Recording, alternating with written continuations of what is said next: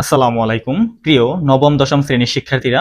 আজকে আমি বাংলা ব্যাকরণের অত্যন্ত গুরুত্বপূর্ণ একটি টপিক পরিচ্ছেদ এক ভাষা ও বাংলা ভাষা নিয়ে আলোচনা করব। সো সবাই একটু লক্ষ্য করো, আমি প্রথমেই লিখছি ভাষা। আমরা জানি মানুষ বাকযন্ত্রের সাহায্যে নানা রকম ধ্বনি তৈরি করে, আর এক বা একাধিক ধ্বনি দিয়ে তৈরি হয় শব্দ, আর শব্দের গুচ্ছ দিয়ে কি তৈরি হয় বাক্য, আর বাক্যের মাধ্যমে মানুষ মনের ভাব আদান প্রদান করে। আর মনের ভাব প্রকাশক এরূপ বাক্যের সমষ্টিকে কি বলে? ভাষা বলে। পৃথিবীতে প্রায় 7,000 ভাষা রয়েছে। এরপর আমি লিখছি ব্রেল পদ্ধতি, অর্থাৎ যারা চোখে দেখে না বা দৃষ্টি প্রতিবন্ধী তাদের জন্য ভাষা, তাদের বোঝার সুবিধার জন্য ভাষা উঁচু নিচু করে তৈরি করা হয়েছে, যেটাকে ব্রেল পদ্ধতি বলা হয়। এরপর আছে ইশারা ভাষা, যারা কথা বলতে পারে না তাদের জন্য যে ভাষাটা তৈরি করা হয়েছে সেটা হলো ইশারা ভাষা। এরপর আমি লিখছি বাংলা লিপি। আমরা জানি বাংলা ভাষার যে নিজস্ব লিপিটা এটা হচ্ছে বাংলা লিপি। অনেক সময় পরীক্ষাতে আসে যে বাংলা ভাষার নিজস্ব লিপির নাম কি, সেটি কি হবে? বাংলা লিপি। এখন দেখো, বাংলা লিপি আসছে ব্রাহ্মী লিপি থেকে। ভারতীয় উপমহাদেশে প্রায় 2,500 বছর আগে ব্রাহ্মী লিপির জন্ম হয়। এই ব্রাহ্মী লিপির একটি শাখা হলো কুটিল লিপি। এই কুটিল লিপির থেকে আসছে বাংলা লিপি। পরীক্ষাতে আসে যে বাংলা লিপি কোন লিপির বিবর্তিত রূপ, অর্থাৎ কুটিল লিপির বিবর্তিত রূপ। এরপর আমি লিখছি যে বাংলা ভাষা। আমরা বাঙালিরা বা বাঙালি জনগোষ্ঠী যারা আছে, আমরা বাঙালি জনগোষ্ঠী যারা আছি, আমরা যে ভাষার মাধ্যমে আমাদের মনের ভাব প্রকাশ করি সেটি হলো বাংলা ভাষা। বাংলা ভাষায় প্রায় 30 কোটি মানুষ কথা বলে।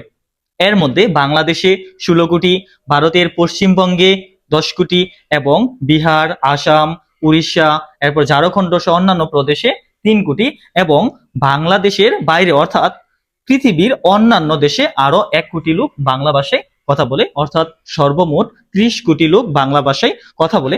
আমরা জানি যে মাতৃভাষী জনসংখ্যার দিক দিয়ে বাংলা হলো পৃথিবীর 6ষ্ঠ বৃহত্তম ভাষা। এরপর আমি লিখছি যে বাংলা ভাষার আত্মীয় ভাষা, অর্থাৎ বাংলা ভাষার দুটি আত্মীয় ভাষা হলো অহমিয়া ভাষা ও উড়িয়া ভাষা। এছাড়াও বাংলা ভাষার ধ্রুপদী অর্থাৎ সংস্কৃত ও পালি ভাষার সঙ্গে রয়েছে ঘনিষ্ঠ সম্পর্ক। এরপর আমরা জানি যে বাংলা ভাষার প্রাচীন নিদর্শন, অর্থাৎ বাংলা ভাষার যে লিখিত রূপটা আছে প্রাচীনতম নিদর্শন হলো চর্যাপদ। আমরা জানি যে বাংলাদেশ ছাড়াও ভারতের পশ্চিমবঙ্গ ও ত্রিপুরার দাপ্তরিক ভাষা হলো বাংলা। এটা অনেকবার পরীক্ষাতে আসছে, এটা অনেক ইম্পর্টেন্ট যে বাংলাদেশ ছাড়াও ভারতের ত্রিপুরা ও পশ্চিমবঙ্গের দাপ্তরিক ভাষা হলো কি? বাংলা। এরপর আমরা দেখবো যে ভাষা পরিবার। আমরা জানি যে পৃথিবীর ভাষাগুলোকে 6টি ভাষা পরিবারে ভাগ করা যায় বা ভাগ করা হয়েছে। এর মধ্যে 1 নম্বর হলো ইন্দো ইউরোপীয়, তারপরে আছে আফ্রিকীয়, তারপরে অস্ট্রো এশীয়, তারপরে চীনা তিব্বতীয়, তারপরে দ্রাবিড়ীয়, তারপরে হলো সেমিও ও হেমিও, সেমি হেমিও যেটা। আমরা জানি যে বাংলা ভাষার জন্ম হয়েছে আনুমানিক 1,000 বছর আগে, আর বাংলা ভাষাটা আসছে মূল ইন্দো ইউরোপীয় ভাষা পরিবার থেকে।